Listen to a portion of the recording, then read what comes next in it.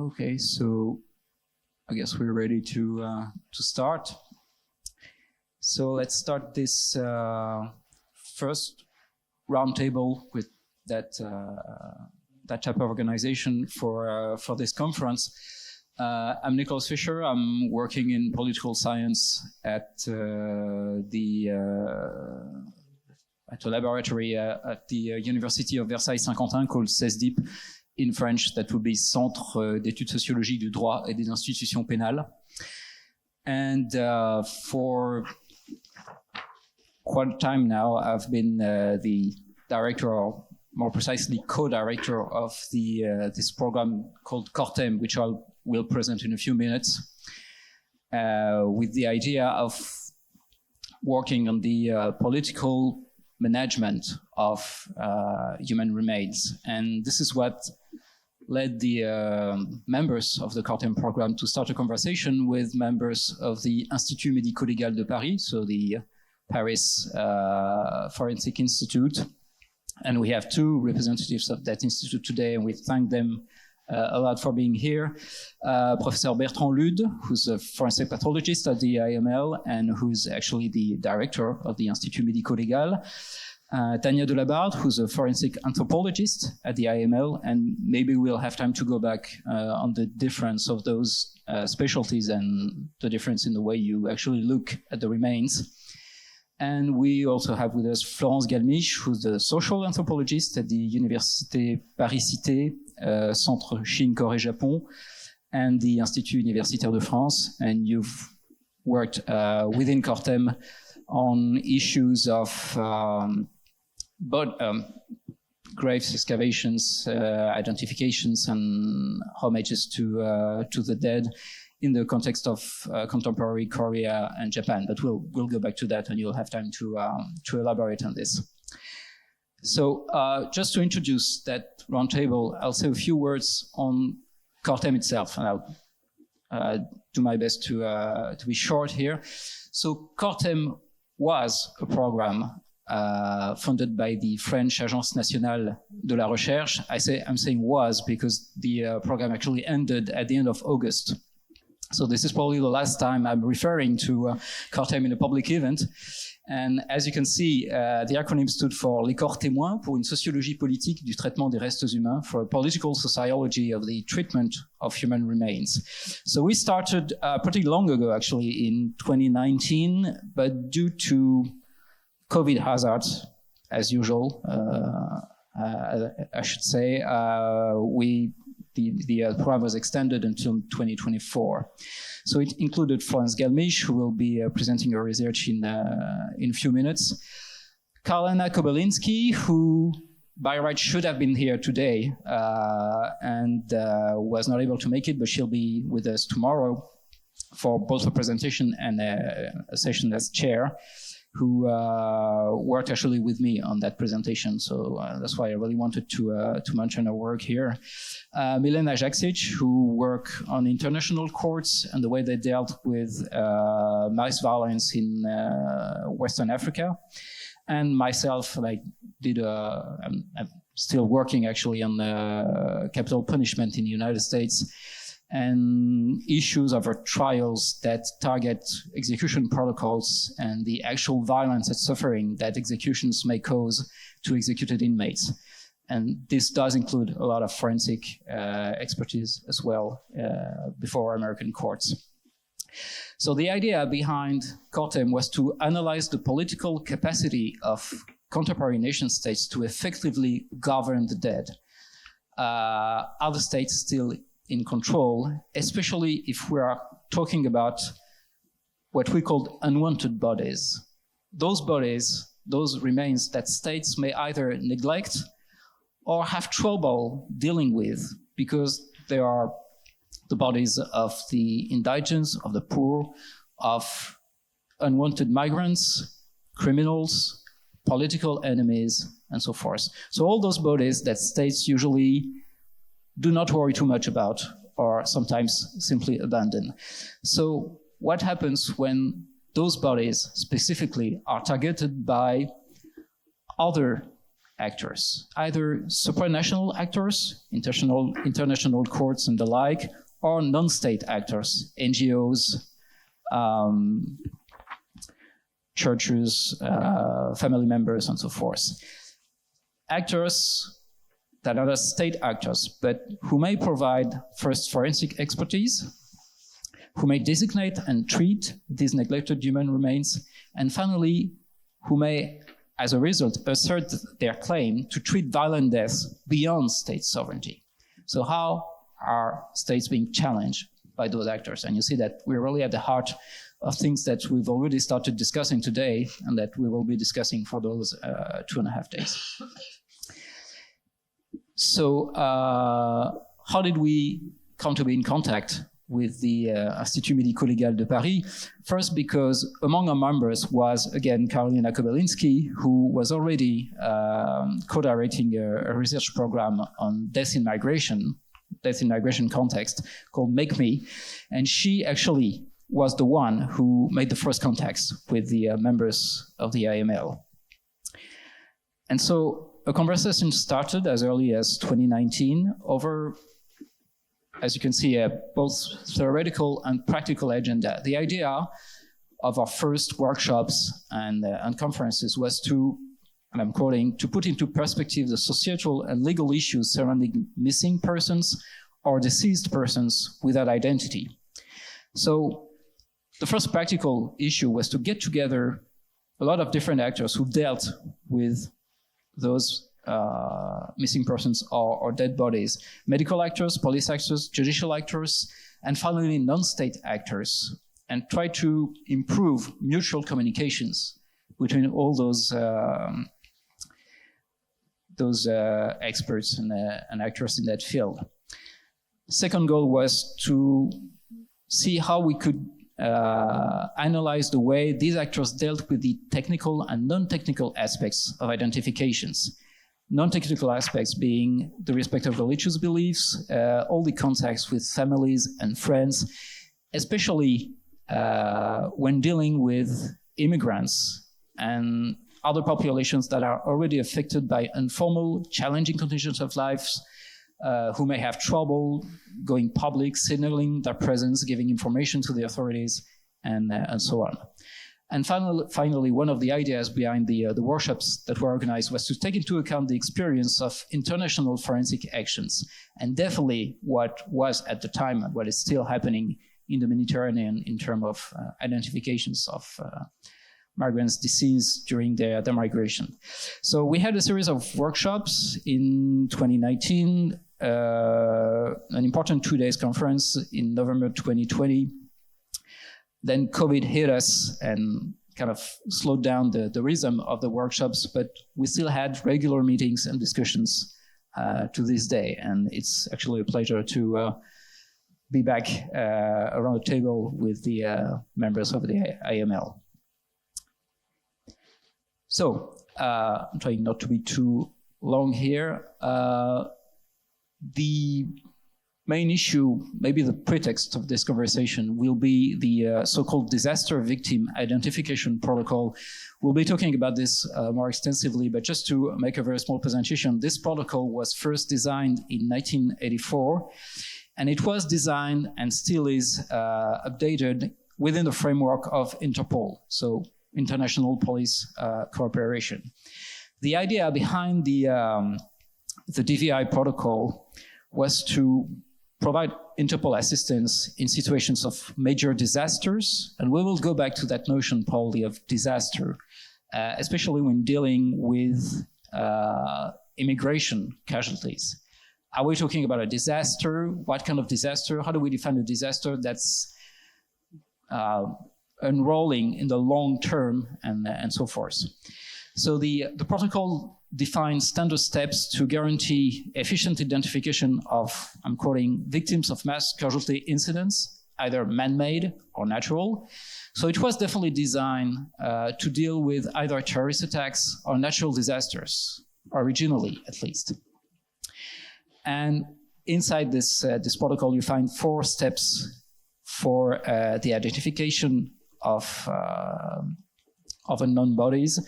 So the first one being scene examination, then antemortem, postmortem, and reconciliation phases. And we'll be talking about this again in a few minutes. So the way we designed this roundtable was to just ask a couple of very general questions. So I actually have 4 questions for our participants. I actually have dozens and dozens of other smaller questions that I may be asking if we have time, but I'm not sure. I really don't think that we'll have time to cover everything. But I guess the first question is directed more to the practitioners, so Bertrand Ludes and Tania Delabarde. The idea would be for you to maybe briefly present a case in which this DVI protocol was at the heart of the procedure, and maybe more generally give precisions on the conditions in which you actually intervene. How are you called on a field where a disaster, to keep talking about this, has happened, and how is your action organized? So I'll give you the floor.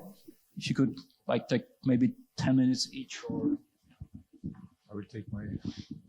Thank you very much for the invitation, and to be here just to give you some information about our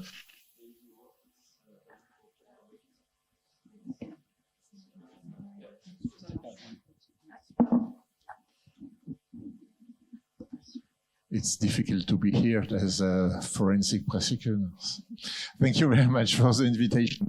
And just some very general consideration about our work. And it's important, Nicolas said, this DVI protocol. It's a protocol elaborated by the forensic community and headed by Interpol. But this kind of protocol, we take it as our work, as the daily work. If we have a problem on identification, we will refer to this protocol. So you have a mass disaster, we have some cases with less victims, but it's important that we have in our work a protocol which can be exchanged over all the different countries and also inside France for us with police forces, the specialized police forces, and also in our work. So it's something very important, and Tania will give you some examples. What we must have in mind that all our work is ordered by the prosecutor. We are not ordered by an NGO or other people. It's the prosecutor in France who give us the way to go on our work, and we cannot ask for other examination or complementary biological examination without having the authorization of the prosecutor. So it's mandatory in France. And it's the prosecutor who will give the tag DVI when something happens. If you have a casualty or so, the prosecutor will say, okay, we are in a case where the DVI protocol will be involved. So we can do it. If not, we must ask the prosecutor, okay, we have 10 casualties, can we go on with this protocol? It's quite very important. Afterwards, and Tania will say, we have to collaborate with other partners in the identification procedure, but in the first step, we are under the order of the prosecutor. That's quite mandatory. So perhaps some examples just in the real life. Thank you very much for the invitation. Just to make sure that we all understand what is identification, it is very important to understand that we, forensic experts, we are not identifying the person, the deceased. It's the role, it's the responsibility of the judicial authorities. So even if myself or Dr. Ludes is looking at someone and we have some evidence, and I will give you some example afterwards, that probably this person is the one that have been described in this stage that you have here on the screen, what's called antemortem stage, because as you really understand, all this procedure of the Interpol that have been put in place is to ensure that we are properly identifying the victims. So sometimes it can be very frustrated because we, forensic experts, we have some evidence on, for example, physical characteristics or some surgical intervention that help to identify. But for example, a magistrate or a police officer will believe more in the DNA proof. So this is very important. So we are here to provide to the judicial authorities our expertise, but sometimes as they are police and magistrate, they believe more in things that they are more, in routine work used to, for example, the DNA evidence. And we all know all around this table that sometimes DNA is not the key. That's basically. So if I have to give you an example, so to start with, the last time in Paris we had a DVI event. It was a criminal act who resulted in the burning of a building.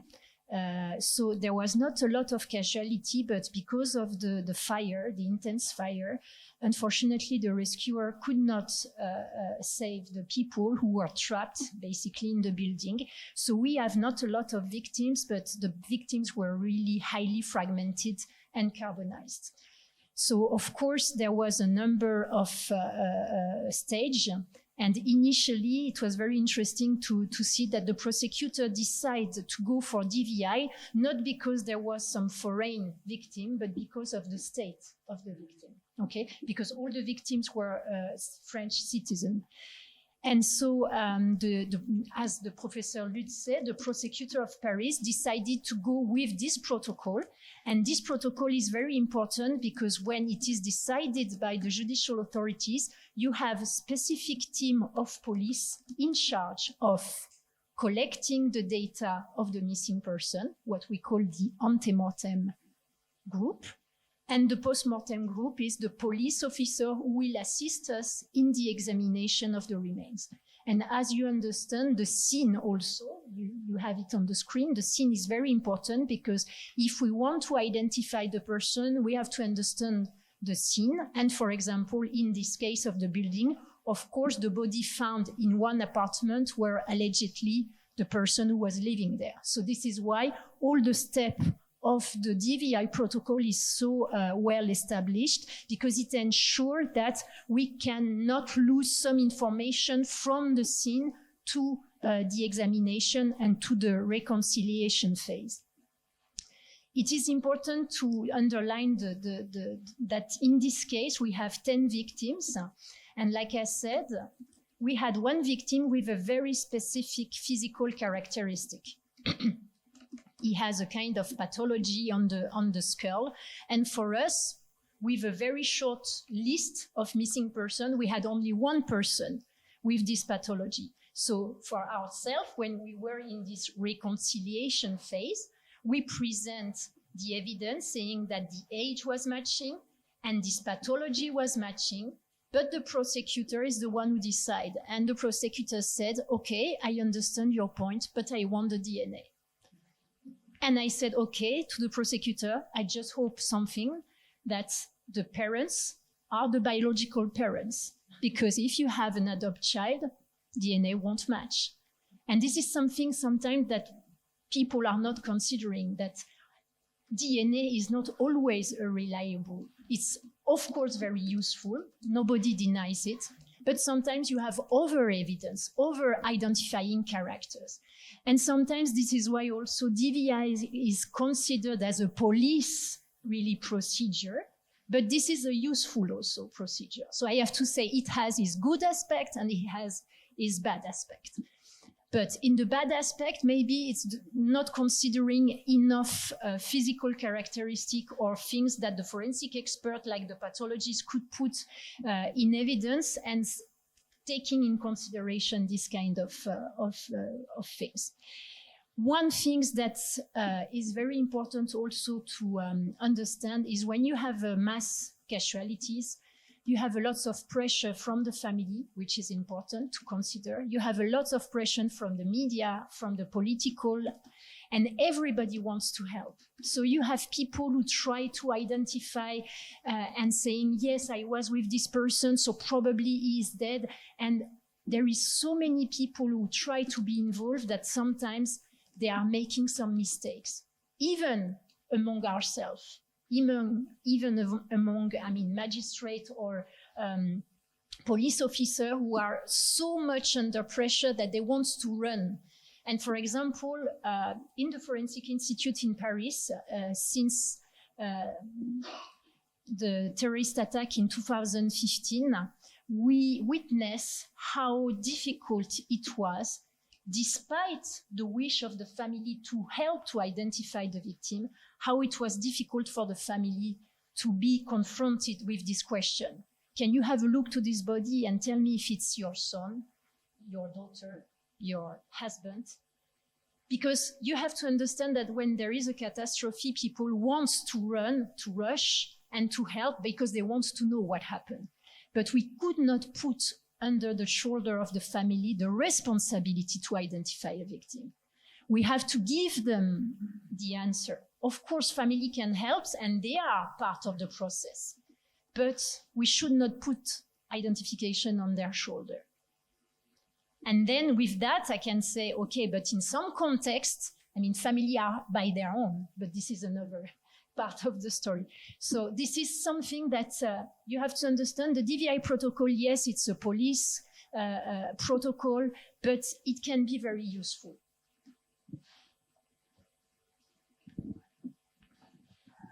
Thank you. We have a little extra time on that part, and I was wondering about the differences in expertise. I was mentioning that earlier, the difference between the anatomopathology vision and then what a medical anthropologist may be doing on that kind of field, and how does this connect? How do you divide the job in the field?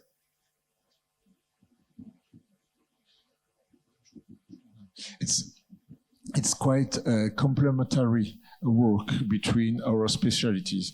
That as I am not an anatomopathologist, just a pathologist, so I have a clinical approach of forensic problems, but afterwards you have some specific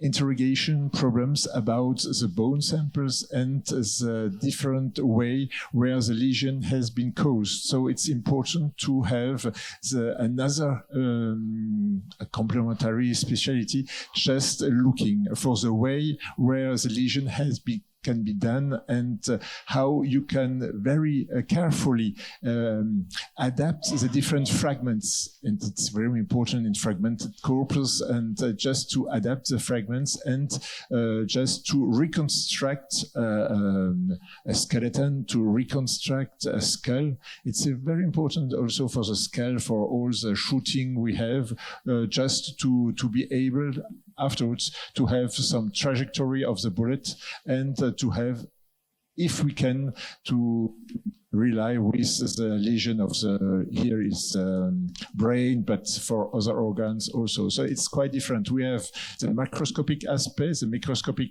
aspect with anatomopathology, but also this bone analysis, and not only bone analysis, is also all the lesions which can be near some bone fractures. And it's important when we have to deal with a mass disaster. We have a lot of victims, so we must be very careful in organizing all this kind of work. So we have our work just to look after all the victims, but for the fragmented corpses and for some specific region, we can give these victims to the anthropologist, who can then work by their own, and we can continue our work about the other victims. So it's important to have both specialties with their consideration. It's quite important. Just to summarize very quickly, so I'm not a physician. Professor Ludes is a physician. I'm a biologist. So of course, as a biologist, I'm very keen on identifying. Basically, the forensic anthropologist, his task is when a body is really fragmented, to be able to determine the sex, the age, all the biological profile based on the study of the skeleton. So my duty is basically this one, and also assist, like Professor Ludes says, on the description and the understanding of bone injuries. But this is why forensic anthropologists are so linked with identification problem, because we are working on the biology of the skeleton and the capacity of the skeleton to give answers related to the victim. Something important, and Tania is not so going through. It's important because if we are speaking about anthropologists, forensic anthropologists, you see just the skeleton and bones, but it's also important to have their work when we have not just a skeleton, when you have a victim, and to have some questions about the directions of bullet and bullet holes and so on, entry, exit wounds and so on. It's very important to have another person saying, okay, my feeling is it's an entrance and not a, and so on. So it's important also with fresh bodies just to have this expertise. Because fresh bodies sometimes arrive in our institute without any element of identification. So people like the pathologists have a look to it and say he is 30 to 40, and I'm not having a look to it. I have a look to the imaging of the post-mortem CT scanner to see the skeletons and to give another age estimation based on the skeleton.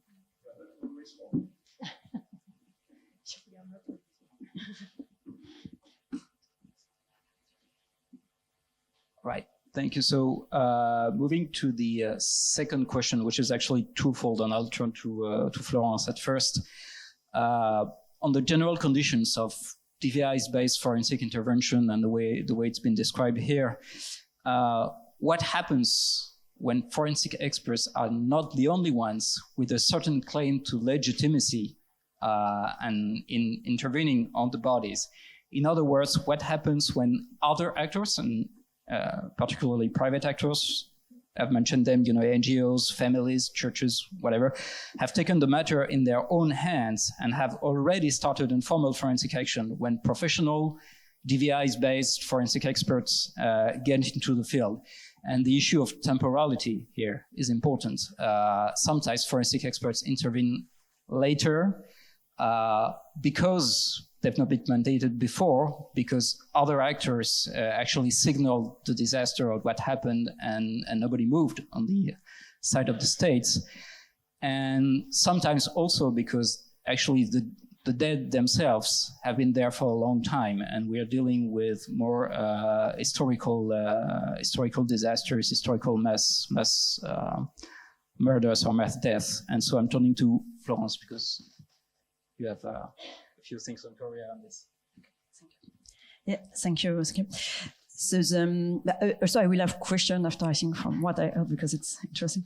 So the two cases I'm referring to are connecting with Korea and so with Japan, and so it's in both cases the dead who are involved died like 70 years ago, and but in one case there was official professional forensic experts who could intervene, but not in the second one, depending on the relation between the state and the dead. So one case is connected to the Japanese colonization of Korea and other Asian countries, and forced work, and it was so it was a case of Korean, in this case Korean forced workers who died in Japan, in the Japanese Empire, and who needed to be identified when they were found, sometimes 7 decades after. And the other case I will present after is linked to civil dead before the Korean War, in a case of pre-civil war and also political repression against political enemies or just civilians. In both cases, first, since it was very sensitive historical topics, the state did not intervene voluntarily. In the case of the pre-Korea War, it was forbidden to speak about this massacre and to look for the remains. But some people did it secretly, but it was forbidden. In the case of Korean forced workers, Korea and Japan had an agreement in 1965 where Korea accepted under some conditions to stop asking for recognition on the forced labor. It was put into question afterwards, but anyway. So in the case of Korean forced workers, there were people who were looking for the remains and trying to identify them, but most of the time it was Buddhist monks whose work was to care for the malmort, for the troublesome dead. And so generally they were also commissioned or they were asked to do that job, for example, by villagers who were disturbed by finding bodies in their field, for example, or nearby the village. And the right thing to do for the monks was to free the spirit, so to cremate the body, generally. So their proper and ethical way to deal with the bodies was to cremate them. And generally afterwards, they mixed the ashes with other malmort, with other problematic dead. For example, in the case I'm thinking about, woman who died while giving childbirth, or even from the Meiji area, so from long ago. And so in the case I'm focusing on, so one of a Buddhist monk, he was doing that, and that was his job in a sense. But for some circumstance, he met with a Korean anthropologist who was trained in his country and also in the US with more forensic approaches. And so the anthropologist promised to come back and to help the monk dealing with the situation.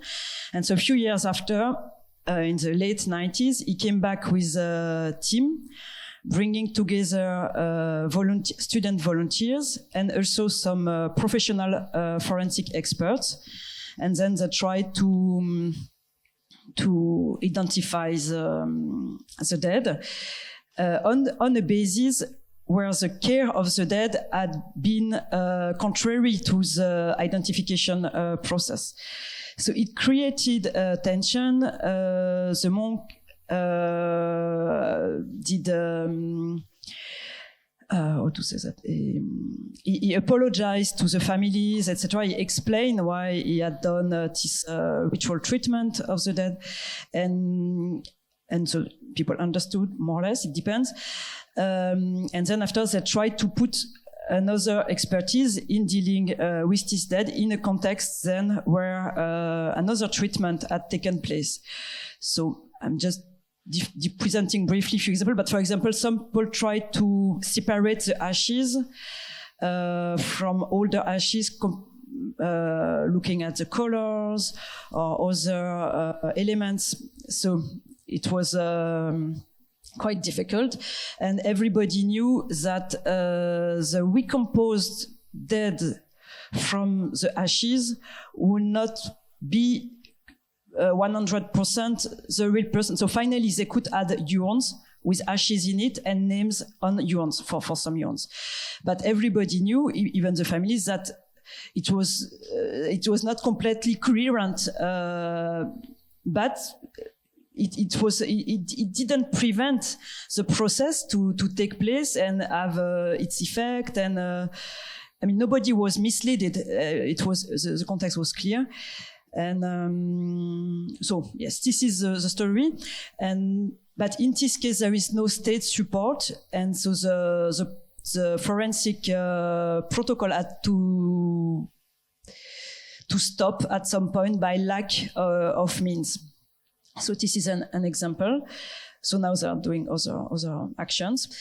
The other case we will maybe come back later is a case where the state decided to intervene and then so it's a case of the Jeju, so the massacre in one of the massacres that took place before the Korean War. And after the democratization of Korea, and in a context where the state had been pushed into, but accepted to recognize this violent time of its history, took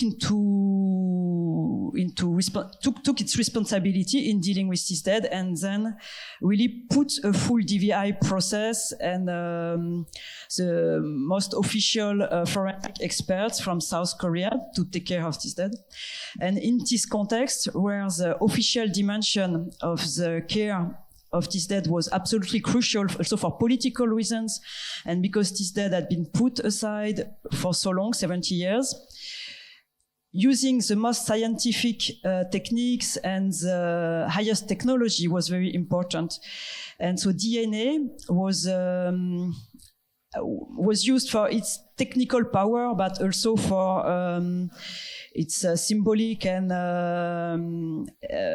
weight in the public discourse, even if some actors who had been involved in the treatment of this dead for a long time were critical of the use of DNA, because like in this case, in some cases, the dead had been identified, but the DNA was giving more weight to that in a very inflammable situation, because for some political reasons, I can go back later or not, there were fears that the conclusion might be controversial, might be discussed, not accepted by some part of the political opinion. So the DNA was giving particular weight to the decision, to the expertise.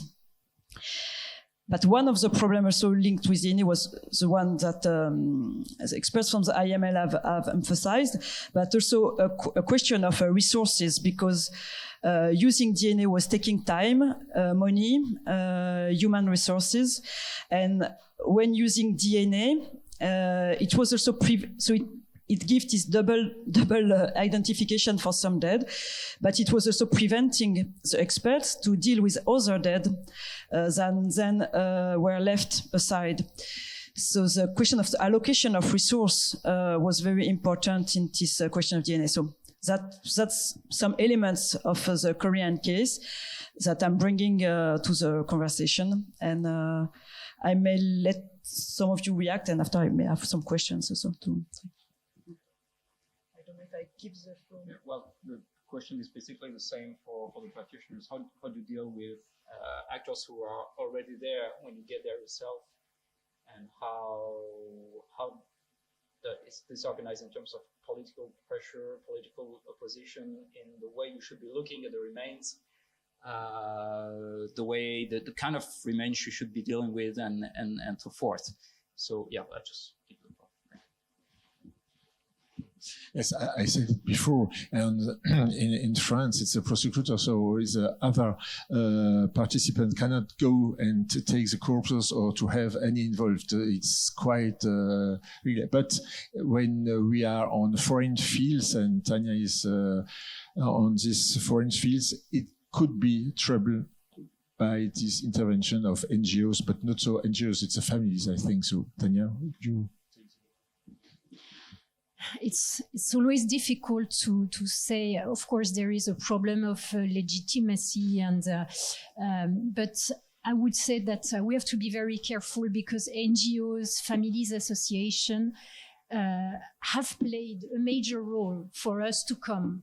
So it's not also very nice from us to say, okay, now we arrived, so please leave the place and we will do the same.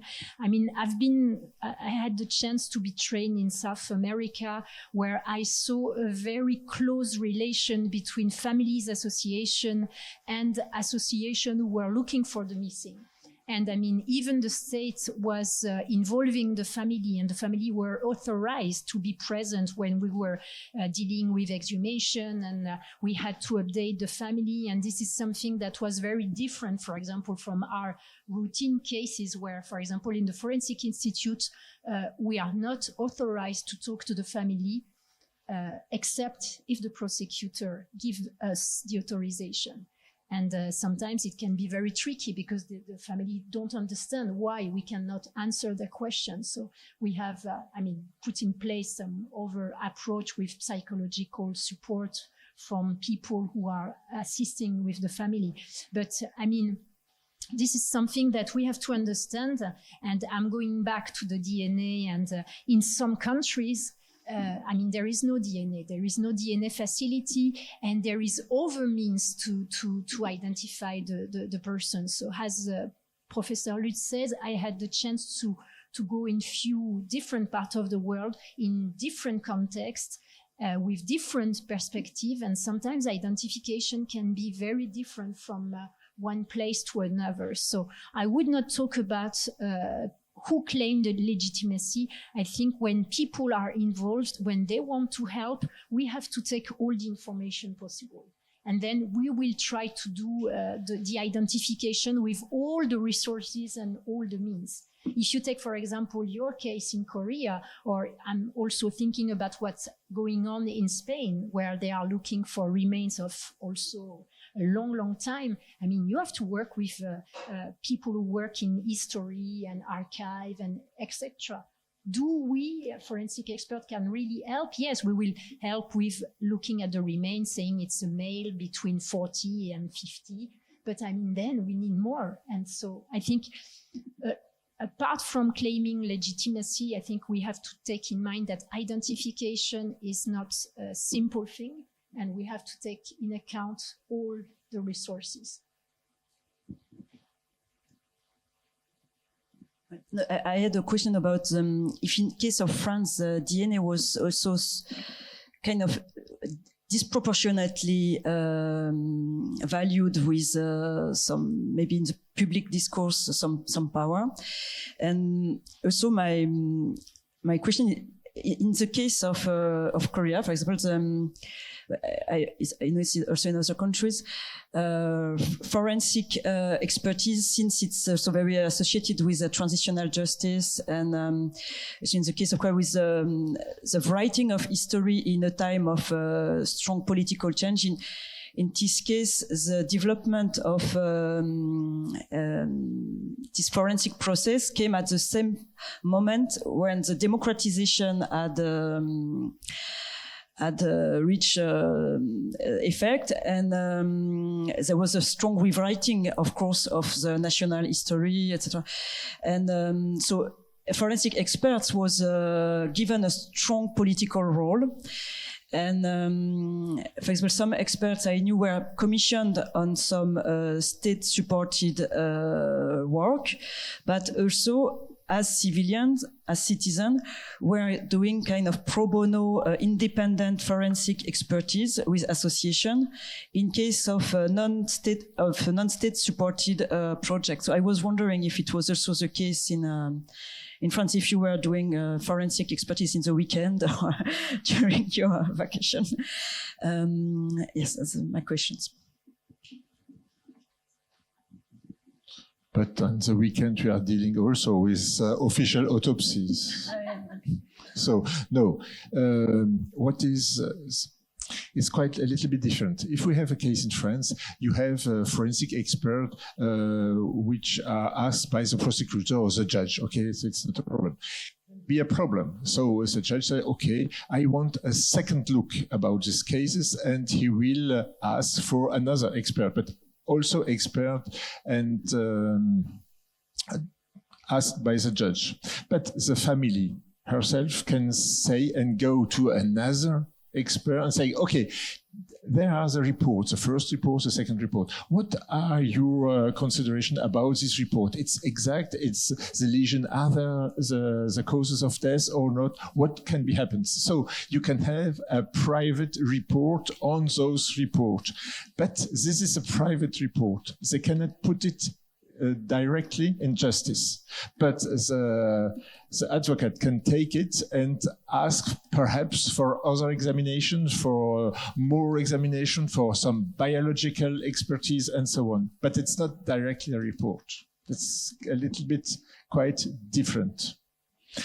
But the problem is, if I'm called by the justice and I'm an expert about a course and I have not the opportunity and I have not the right to accept some orders from families, because it's quite difficult afterwards to have an independent view about the problem. So it's quite a little bit different. But you can have a second look by a private expert, but it's not considered as an official mission about this case. But it's a real case. You can see on the radio and TV, you have some experts coming and just giving their report about something and so on. But it's not the official way of dealing with this kind of problems, of questions.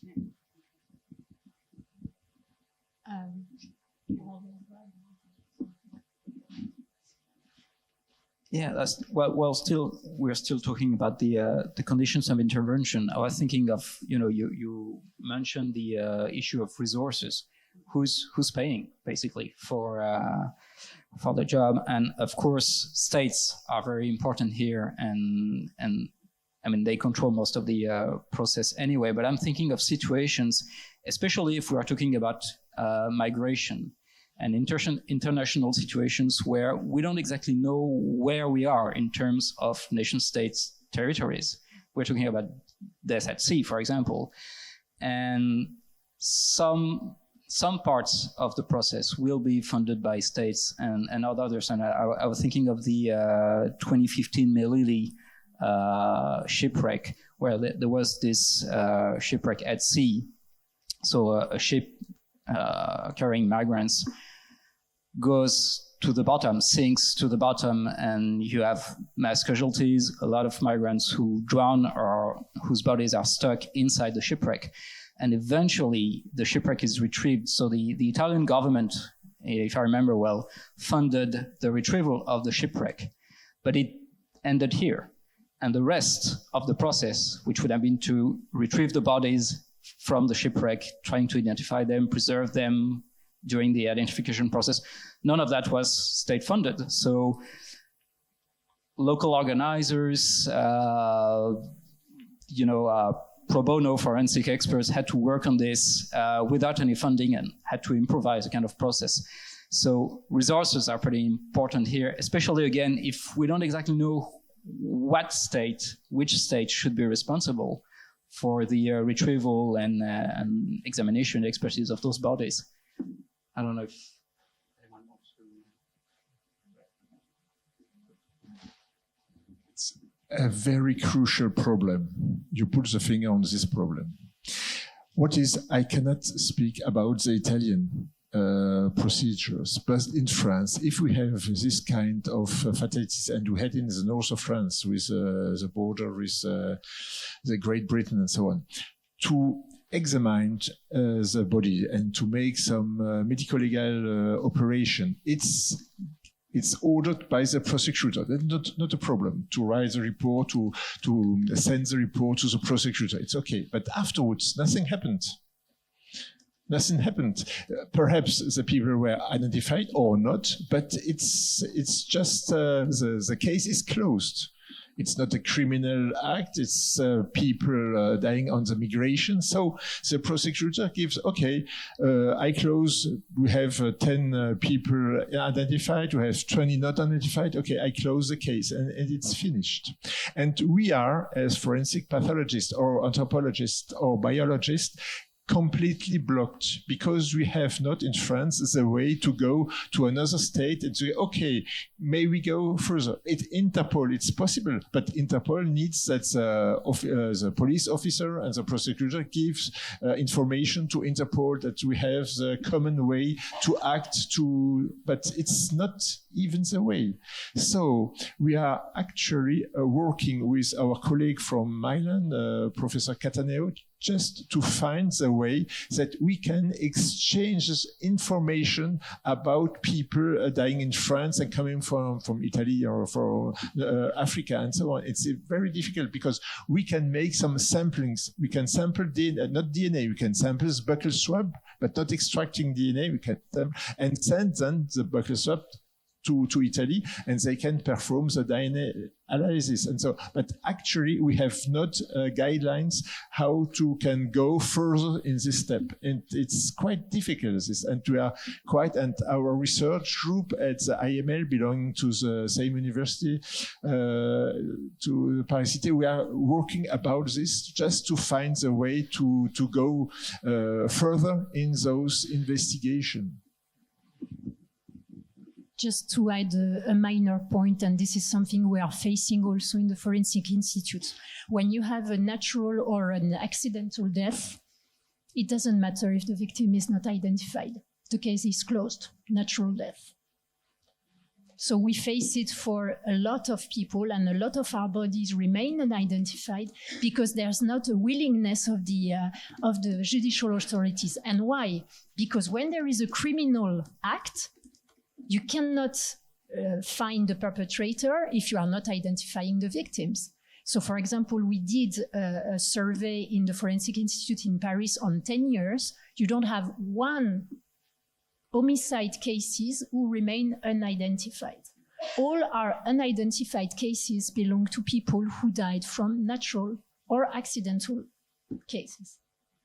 So this is sometimes very difficult to point out, but and this is why now we are working with the judicial authority to make them understand. And now we are way in this step. They understand that also the people who died in natural or accidental cases should be identified, not because it's not a criminal investigation.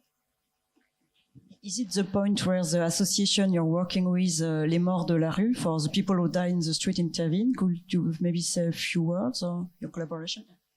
Yes, for example, we have a very recent case where there is this person who died in the street. So we apply our DVI protocol, even if it's only one victim. And unfortunately, this person was known by the police files, you know, because of the digital prints. But of course, this person declared another identity. And we have a lot of those cases. So here you see the limits also of our process. But in that case, what we are doing is trying to have a look with Les Collectifs des Morts de la Rue, SAMU Social, and other associations, Les Maraudes also. So we developed a network because we know when we have a case coming from the street, this person was allegedly living in the street for a long time, we try to figure out. And finally, the family came for this person. And even they pay the travel for the body to go back to Mauritania. So yesterday, or 2 days ago, I was in the meeting with the judicial authorities regarding the fate of unidentified bodies, and I gave them this example. Yes, a body found in the street from someone who is a homeless person has also a family. It is not because it's a homeless person that nobody is caring for him. And even they pay, and you know, money is a lot. Because when someone is dying without a family, the state is responsible to pay. So money also can be, you know. So when you say that the family can pay also the retrieval, that's interesting.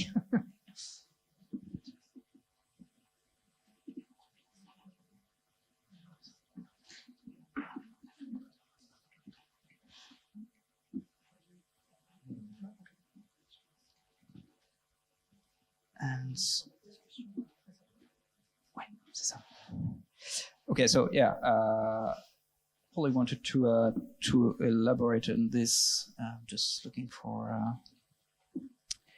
my notes. So yeah, I mean the issue of resources of international situations. I was showing again the fact sheet of the DVI protocol, precisely because connected to what you just said, there is this idea that the DVI protocol was designed for situations of disasters. So it's either natural disasters or terrorist attacks, as we can see, man-made disasters. And so again, if we're dealing with migration, how do we define the disaster behind migration? And of course, I mean, it gets political because it's not just migration, it's migration control. It's the risks that migrants take when they try to cross a border that has become risky because it is very well defended and controlled and so forth. So, and that disaster has been going on and on and on for years. And of course, there is the official denomination of crisis to deal with what's happening with migration today. And we know that, you know, this word, this qualification of crisis has been used extensively politically to justify actually more securitization of the borders. But just how do we deal with migration casualties and migration as victims of a disaster? And I found somewhere, I think on an article on the DVI, the idea that precisely migration is seen as a massive, multinational, and protracted disaster. And I found that expression pretty interesting. So it's a slow motion disaster that's been happening for years, but that still justifies that there is some kind of intervention and some kind of concern that should at least exist from states and for official state forensic experts. Well, I don't know if... I think, I mean, of course, for us, it's a tragedy to see that in some part of the world we are not doing all what we can, and we understand that also the states have limited capacity. We don't, I mean, blame the people, but sometimes it's very frustrating to see how the handling of the bodies are done, or the lack of interventions. But the fact is, we have to also understand that since, I would say, the last decade, things have changed. For example, if you take the example out of the migration, if you take the example of the earthquake in Turkey, there was no DVI operation. I think we finished also a cycle now. There is no so much money in the States, and even for major disaster like this one in Turkey, there was no DVI operation. So now it seems that this international assistance cooperation is coming, I think, to a turn also. So I don't know if it's only a matter of money or political will, but we see also that it's not like I would say during the earthquake in Indonesia with the tsunami in 2005, where there is a national and international cooperation. We didn't see it in the last decade.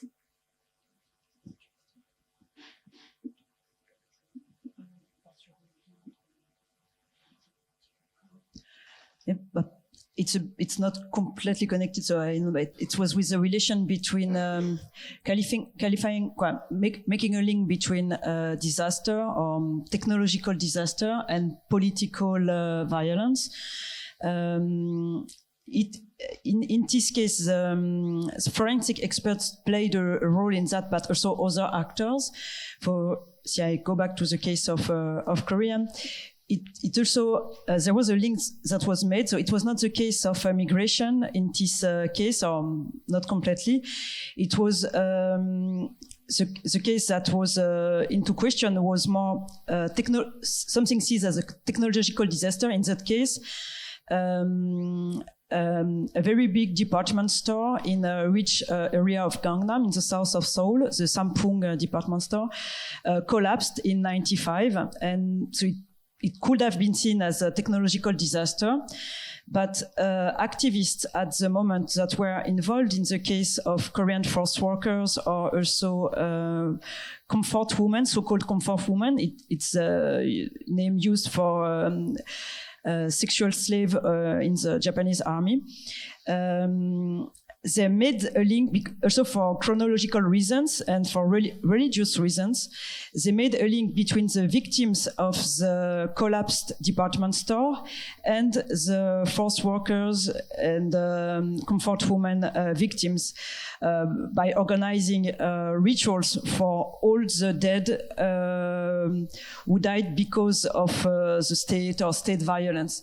And the link was made with because experts showed that the collapse of the department store was not accidental, but directly associated with a lack of respect in the safety process in the building, in the construction of the building, and also in the management of the building in the year afterwards. So that it also brings us back to the previous panel with something was shown as not accidental, but as structural, as a link to a lack of responsibility, in this case, taken by the state. And so in the public discourse, and so it was also something here I'm referring to a work done by a Korean researcher called Yoon Jae-won, who show how the two cases were brought together, both by forensic experts and by religious experts. And so bridging the notion of disaster and the notion of political victims in a sense. Yeah, thank you.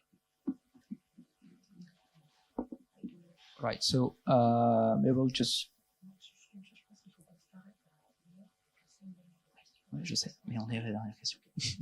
So just moving to our last point, last question before we have a Q&A moment. So I just wanted to go back to the materiality of forensic identification. So what it means to actually be dealing with not necessarily bodies, but sometimes human remains, fragments. And so what is at stake when it comes to dealing with fragments of bodies? And maybe more broadly, how do we define a body? How do we define a body part when we're talking about sometimes very tiny fragments? How do we define them? How do we deal with them? And where does it end? And I'm thinking of this book that was published by an historian on the 9/11 terrorist attacks, and the way the bodies of the victims sometimes were literally reduced to dust. And of course, there was dust everywhere, human dust, and then dust connected to the buildings, the collapsed buildings. And so there were issues, including judicial issues in court, over what to make of that dust.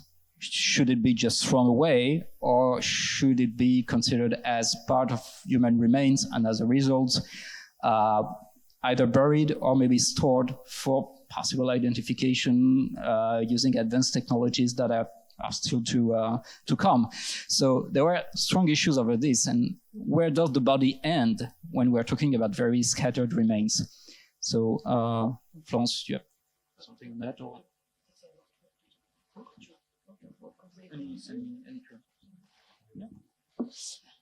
This is a very good question. So it can be answered by technical response, ethical response, family response. I mean, this is a Pandora box. So, I mean, this is a question that we have been dealing with since we are forensic experts. I mean, when you have fragmented bodies, you have some definition, and even in the disaster victim guide, you have some definition. We have worked, there is a special annex with what is a fragment body. So we try to define what is a fragment body, but sometimes, like you said, in 9/11, they only have very little fragments, so what to say? And I would say, instead of trying to define what is a fragmented body, maybe we have to think about what to do with fragmented body. Because, for example, when there is a mass casualties, a lot of persons are fragmented, and there are very tiny fragments that cannot be used with, for example, DNA identifications or things like that. What we are going to do with those fragment body? Basically, what we are doing is asking with family association what they want to do. And usually they all agree to have a monument, a place where we can dispose those fragmented remains, because we don't know who they belong to, but at least there is a place. And it is important to understand that in the other sense, even if we found only one bone of a person and this person can be identified with this bone represents the person. So you see how fragmented remains sometimes can be very important.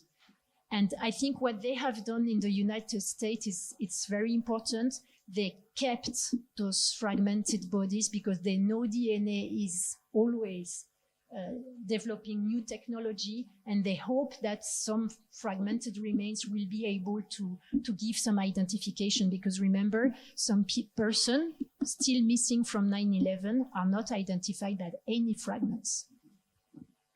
Yes, just apart the dust problem. We cannot work with the dust. That's something apart, okay? But if we have tiny fragments, it's two things. We froze them, and we take, if possible, half of the fragment to make analysis. It's DNA analysis. But sometimes they are so tiny that we must use all the fragments. So the person disappears if we have no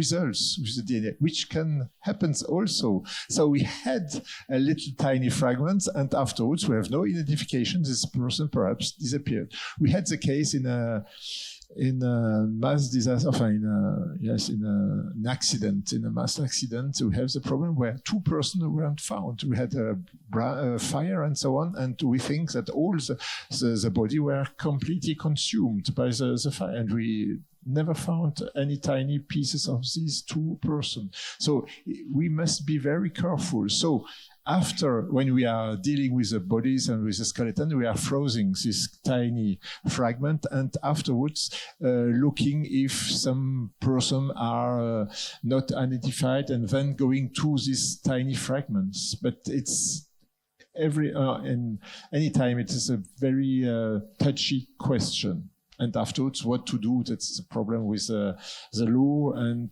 also with the other partner, and the religious problem also. So we must be careful. But a tiny part will be frozen. We take the half of to make some DNA analysis, and the other half will be kept if the technology will go on and so on. But sometimes it's not possible.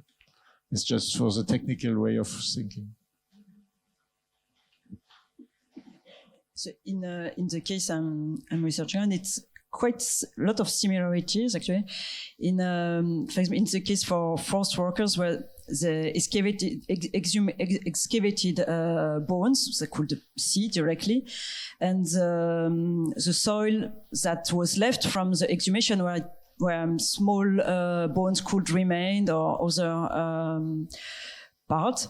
Actually, they built a grave. So the Korean way of building grave is to make a small hill, very small, and so the mount of the grave was made with this soil coming from the exhumation process, and actually the grave had no coffin, no body inside. So it's an empty grave, but made from the soil left from the exhumation. So it's a kind of collective grave that is empty and not empty at the same time. And the grave receives the rituals for the collective dead. But everybody know. I attended, for example, a shamanic ritual at this grave, and the shaman, she was outside of the association, and when she came, the members of the association wondered that there were nobody inside the grave, and but it didn't. It was not an obstacle for the ritual, but just they made it clear that there was not like a full body inside, but the soil, the materiality of the grave was made of this mixed material. So it's a case, and also another case that also resonates with what the colleagues at the IML presented. It's so this is a case that was presented by anthropologist Professor Chung Myung-ho, who described a case where the family of forced workers could just add mixed ashes from their ancestor. So they were not sure that the grandfather or uncle, I don't remember, was really materially present in the mixed ashes where there was more than 100 people mixed. So they took some part of the ashes that could reasonably be the weight of a body, and also a piece of the soil, the dust, where the ancestor had worked as a forced workers, but not where he had died. So the soil was not a place connected to the dead. There was no possibility of human remains mixed with the soil, but it was the earth where he had worked, where he had lived. So the personalization of the mixed ashes was made with this earth where he had lived and suffered. And that part where there is no human remains was the pieces that personalized the human remains where the ancestor was maybe not. So it was this mix that was put in the urn, and then after was received rituals, etc. So it's kind of echoes with the presentation. Yeah.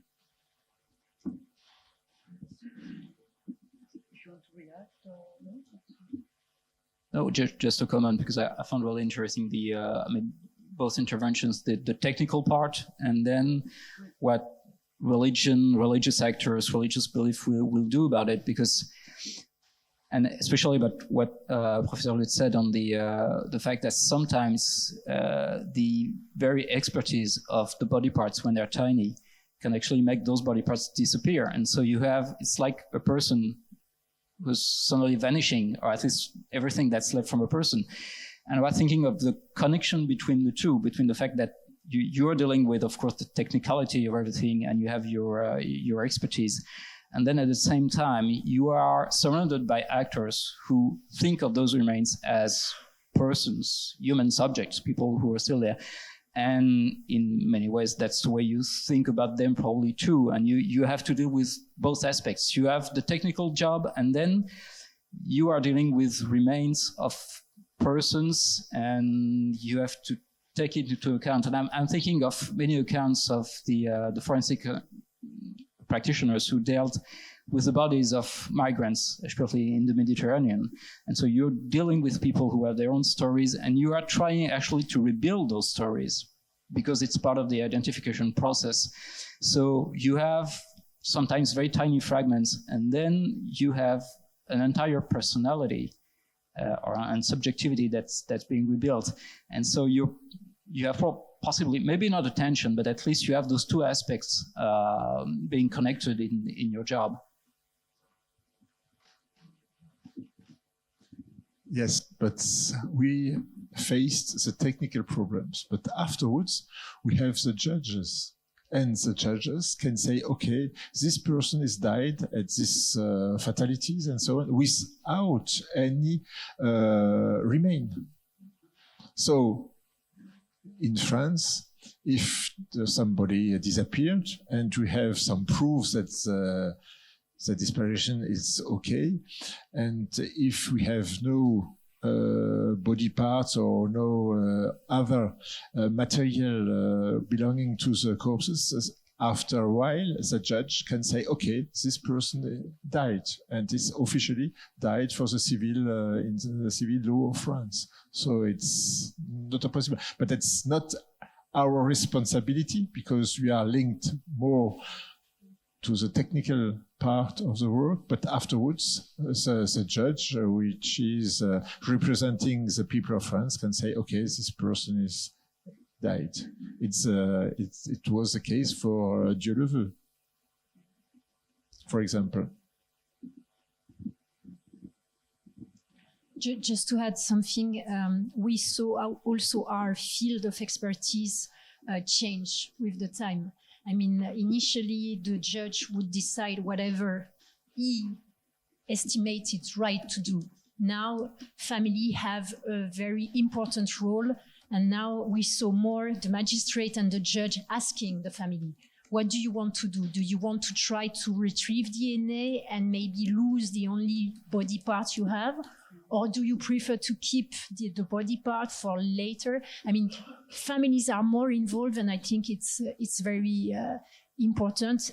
And this is thanks to NGOs and family association who have, worked for that, and it's important.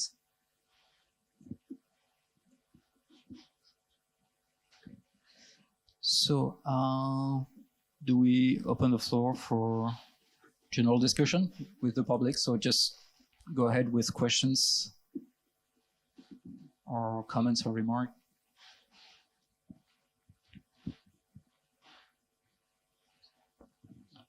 Thank you. Is it on? Yeah. Thank you very, very much indeed. That was really interesting. If I'm permitted, I've got one comment and two questions. I'll be as quick as I can. The comment really arising from, I think, what both Florence and Tania have said.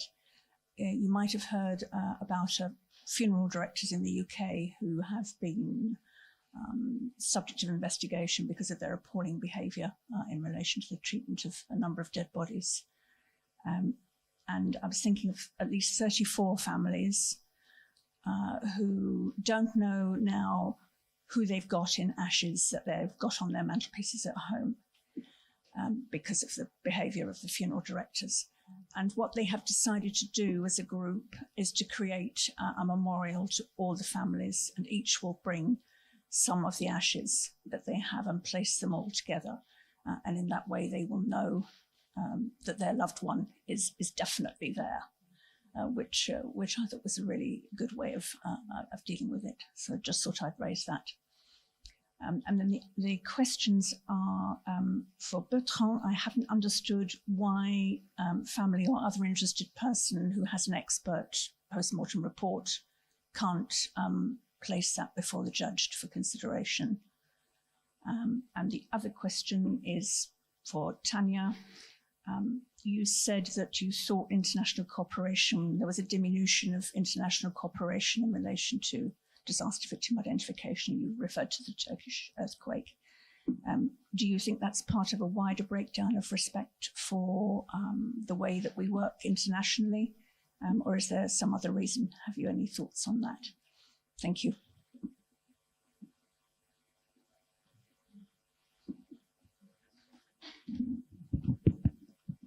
Yes, for us the question is quite easy. It's the difference between the common law and the Roman law. So you can do it in your country without problem, but in France, the advocate can take it, the attorney can take it and put it to the judge or to the prosecutor, but not directly. It's quite easier in your system.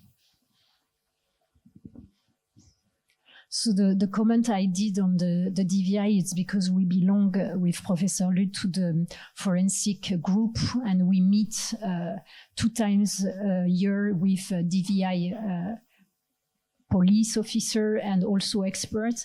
And we saw that now mostly of the DVI intervention are basically local. I mean, sometimes there can be 2 countries involved, but we didn't.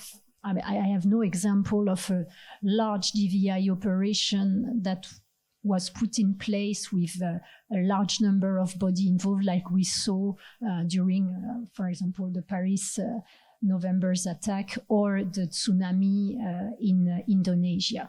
And the reason, like I said, I think there is political and unfortunately money. I don't think it's a matter of the problem of the management of the dead or the disrespect to the dead. I think it's more related with money, I think, unfortunately. I mean, just as relating to the place where the ashes were brought together, there are aspects of that are well received by the families, etc. But also some aspects are more problematic. it's more in the case of Jeju, where I'm thinking the dead from the pre-Korean War, or before the Korean War, where the forensic expertise sometimes change the location of the dead. And so the process of kind of handling of the dead by different institutions led to a situation where places where the dead can be commemorated multiply. And families sometimes arrive to a point where one of the ancestors is kind of spreaded in different places. And sometimes it makes things complicated in terms of family rituals or just way to commemorate this person. So yes, so about these collective places, yes, it creates also some tension with sometimes a multiplication of places for just one person. Yeah. So. I think there was, yes, a question. So anybody else also, would you? Okay, so I'll have a question now afterward. Hi, thank you so much for your presentation. So this is, I don't know if this is a question or a comment, but I come from the field of literary English and comparative literature. So while you were speaking, I was thinking about the play Antigone, where the dead body or the corpse is treated a certain way. I mean, not buried because of its treasonous, the perception of treason to the nation state. And Camilla Shamsi rewrites this narrative in her novel Home Fire, in which it's placed in the context of 9/11, and the body is also not treated properly in death because of religion. So what I was thinking about is all of you were talking about the body and its fragmentation and your readings of it. Is there any way for all of the three speakers that religion comes into play in either the treatment of living bodies as walking corpses or bare life, as Agamben says, or even in death in real life? And we need just look at what's going on in the Middle East and other places in the world to think of timely and urgent contexts today. But I'm just wondering if how religion might factor into any of your readings, into your respective research and presentations. Thank you. Well, in my case, my main topic was anthropology of religion, so it's an angle I used a lot for my approach. I haven't emphasized it very much now, but so it comes into action a lot in the case I presented, but religious experts are not opposed to the way bodies are treated for forensic expertise in these cases. One of the tension appeared in what I presented before with monks who had cremated the bodies and then preventing further identification. And here, cremation, that was a sign of respect, so this tension. But yes, religious experts have a strong role in the case of non-state, when the state is not supporting the action, especially because the religious actors can bring means in the project, so they can be leading actors in the handling of the dead. So in this case, religious actors I'm thinking about, so it's more in the case of Korean forced workers. Also, it was not only Korean forced workers, there were also Japanese forced workers, Ainu forced workers, Chinese forced workers, and they are generally cared for together. Well, it depends on cases, but generally they are taken together. Religious actors were leading actors in several cases because the state was not taking that in charge. Where the state intervened, for example, in the case of Jeju, so the state-led massacre of civilians, the state intervened lately, but then as a major role, and also the Korean War, where it's a classical care for the dead soldiers. when it's led by the state, religious actors have just a peripheric intervention, but they play an important role in after giving rituals for the dead. So generally, when they don't know the religion of the dead, they will bring all the possible religious specialists. So they take the nationality of the dead, suppose what kind of religious beliefs he or she might have, and then bring all the religious specialists that could do a ritual for the person. And also in the case of Korea, an important way to commemorate the dead is to use so-called Confucian rituals. And Confucianism is not classified as a religion in Korea. So the state can... there is a separation between the state and religion in Korea since the beginning of the South Korean state. But the state can organize Confucian-style rituals without doing religious rituals. It just, in a sense, rituals, or it can be discussed. But so in this case, for example, the president of the Republic can do the ritual, so bow to the dead, give incense, and etc. to the and so do the ritualized form of commemoration. So just some elements. Yeah. Yes, maybe just a quick question. You had said so at the beginning that you would come back on the, the definition of disaster victim. So in fact, most of the cases and examples you've been taking go back to either natural disasters or terrorist attacks or, So what came up in the, in the last, conversation also, it's the conflict and war context. So I was wondering whether, you could again, specify a bit more about the use of disaster victim, and also whether the DVI protocol would be also implemented in cases of graves, conflict, war of any kind. And the other, just quick, mention, just between brackets, I would recommend, all of you that you go back to Ondaatje's novel, Anil's Ghost, because, the main character is a forensic anthropologist, and the identification of the bones and the role of the families as well. And you mentioned South America as well. So this is also part, it's Sri Lanka, but also South America. And so this is all... It's in the context of the conference, it's interesting as well. And there is an article about it in Interventions. So.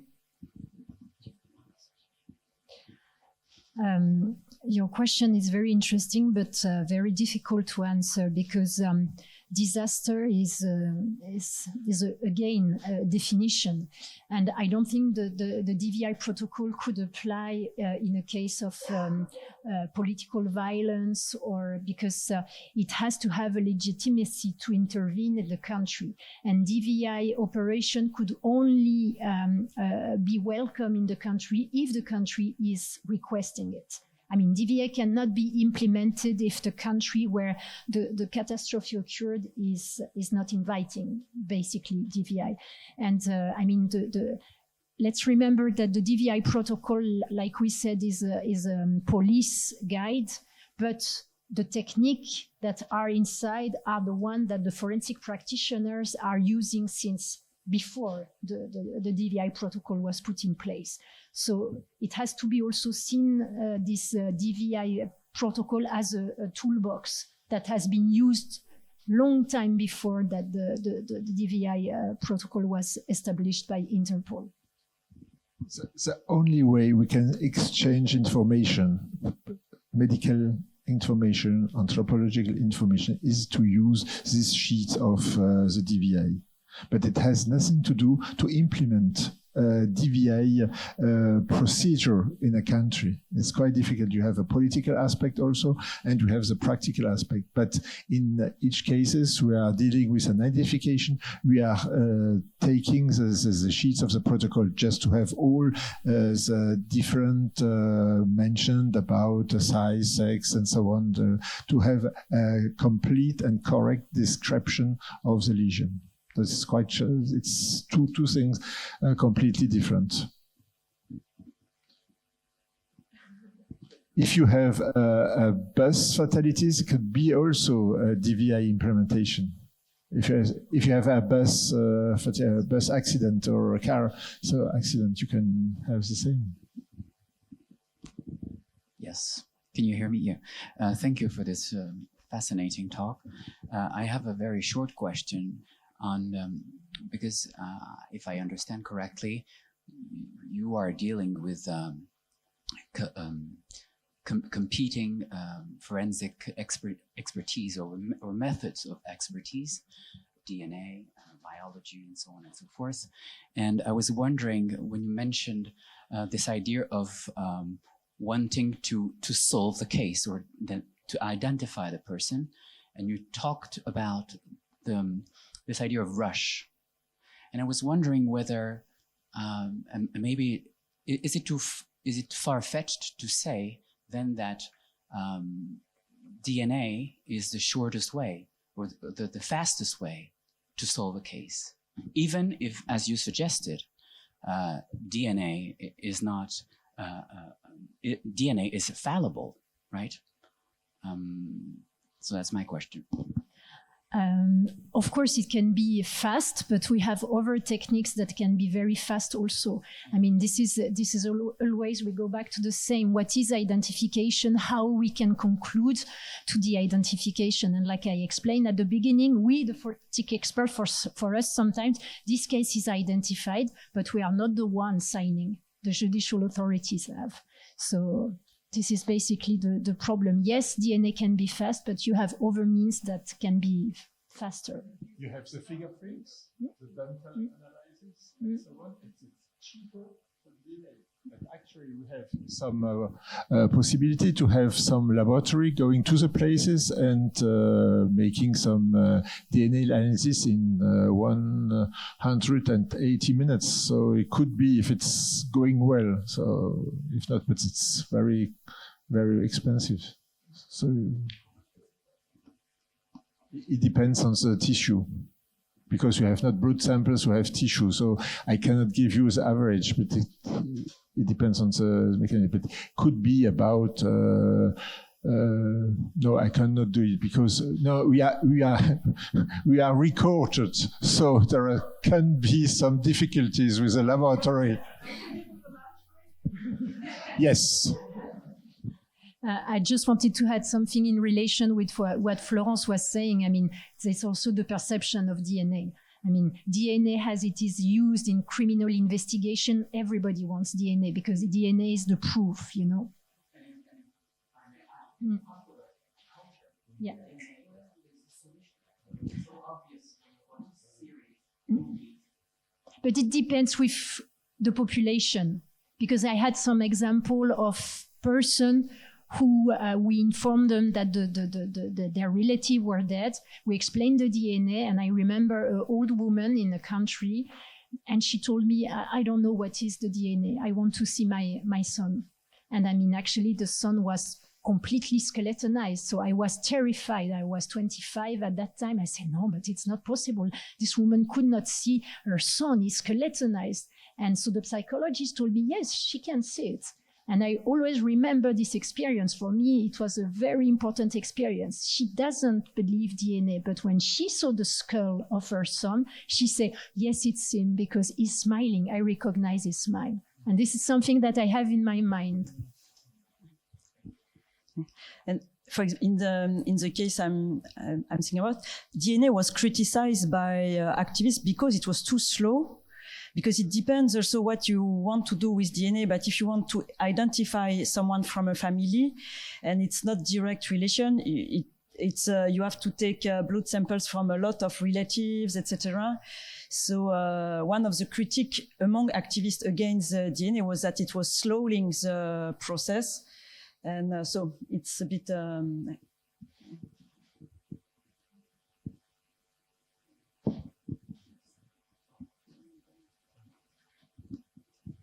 Thank you.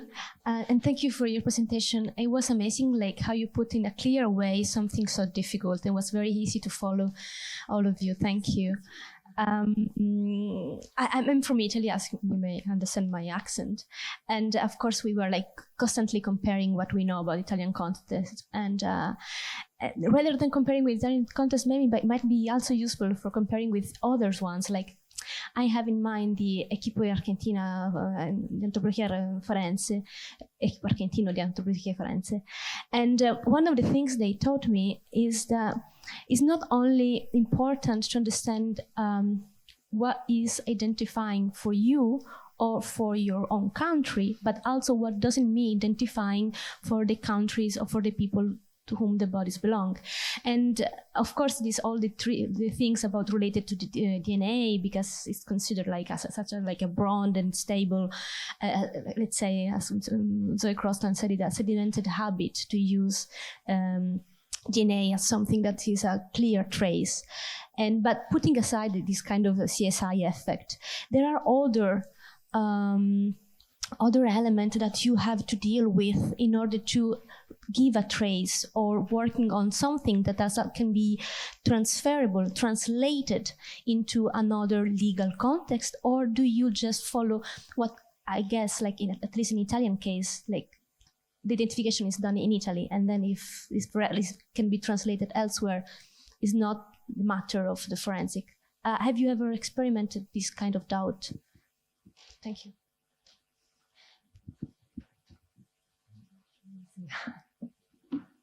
No, you are right, but we are working with our framework.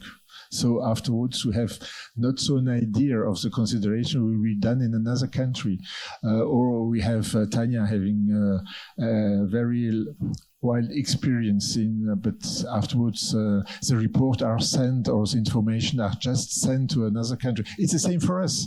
If the autopsy is done in another country, we have just the report and we must guess what is written under the report. Sometimes we have the colleagues you can phone and we have the international cooperation on this scientific subject and so, but we are not dealing with the consideration will be done by the country afterwards.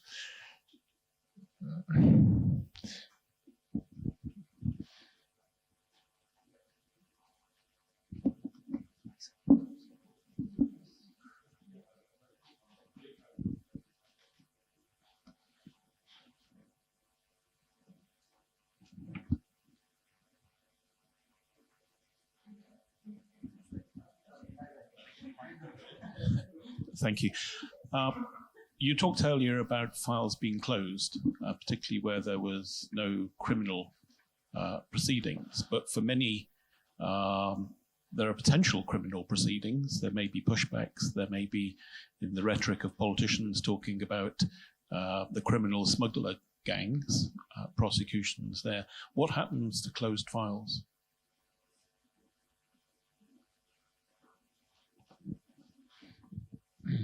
We cannot know, even if the files are reopened 10 or 20 years after. But we have no information. It's quite kept by the justice. And we can have a look at those files and have a taste of the history of the files if they are reopened. It could be, but 20 years or 30 years after. So we must, when we have our investigation, we must keep the archive about the cases, biological archives and paper archives, as CT scan archive and so on. It's very important because who knows?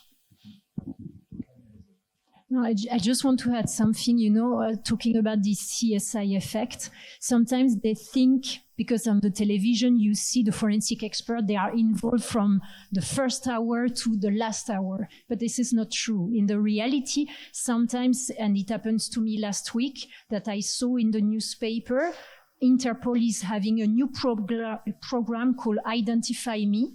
And I look, of course, to this article and I find one of my case in the article. And I didn't know that they pushed forward to this case. So just to make you understand that it's not like in NCSI, we are not called every step of the procedure to give us some updates. So don't believe that. Thank you. Just a quick comment and maybe two questions, but I mean, it's not exactly for you. The question is more, to share. So thank you for, talking about the DVI means considering the rest, the pre, let's say the possibility to apply the DVI means the precondition is we need bodies, we need traces, we need remains. So for migration, I think it's quite hard because, considering that the 70% of cases we are talking about disappearance, pure disappearance. So this is one problem, but this is not our problem today. Now, my 2 weeks ago, so I follow a conference in Lampedusa concerning the DNA capacity, etc., and the public persecutor of Agrigento, now is in Gela, no? Vella, was pointing a very interesting point. Means the difference between the identification as a part of investigation process and identification as a, let's say, human rights process, okay? And the gap is, and some people asking for the extension of the investigation logics to the human rights, and others say, no, let's the human rights do something on the side, no?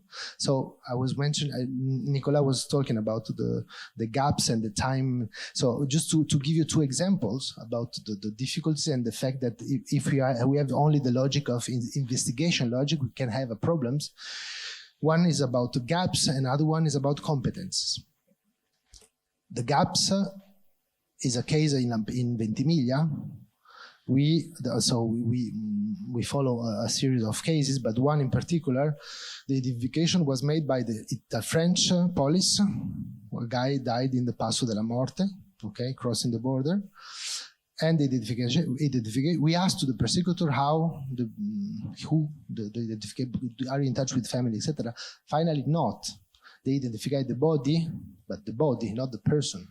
By the information the Italian police catch at the hotspot of Lampedusa. So we have the identification from one body to the same body, but the identity is not the good one, because we know that it's not the good one. So the family is completely outside of the process. So this is one problem about gaps. And the other one is, we had another meeting with Georgia last week in Rome with the NGOs, about the frustration and legitimacy of the work they can do. For example, MSF was very frustrated. I mean, the frustration of the NGOs is because they have the capacity to collect information about not about the missing, even about the missing, but about the bodies. They can take pictures, etc., etc. I'm not talking about DNA sample, but picture and information.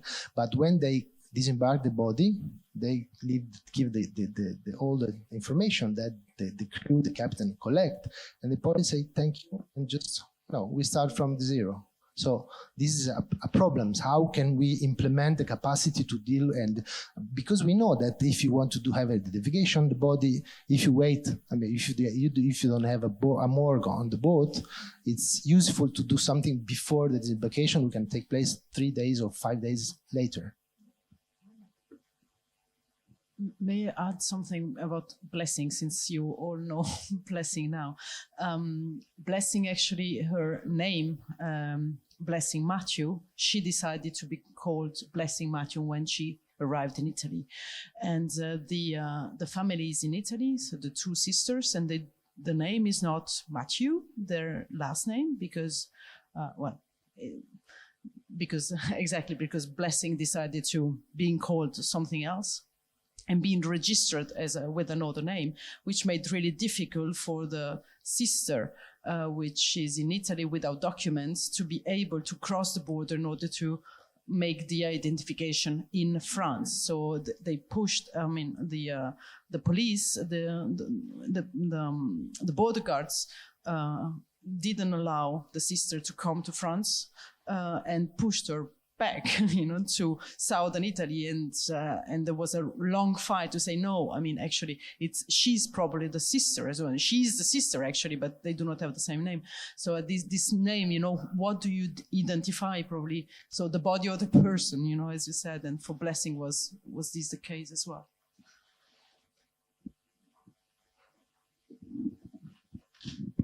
This is the case I explained you with my homeless guy who declared a false identity to police file, and but finally, I mean, we identify him through the link made by the Maraude and the association and the family who came, and that was very interesting. Also, having some experience from abroad is very important when you're working in a big forensic institute, because when I met his brother, I asked him, "So explain me, you are the brother?" "Yeah, yes, it's my brother." "Okay, do you share the same mother and father?" "Why are you asking that?" I said, "This is very important because the magistrate will ask for DNA, and if the DNA results show that you don't share father and mother, the result will come outside." So now we are taking also this in consideration and try to push also the police officer when they are interviewing the family to ask, because for some culture, I'm the brother, I am the brother. They don't think if they share the same father and mother. So just an anecdote. Thank you very much.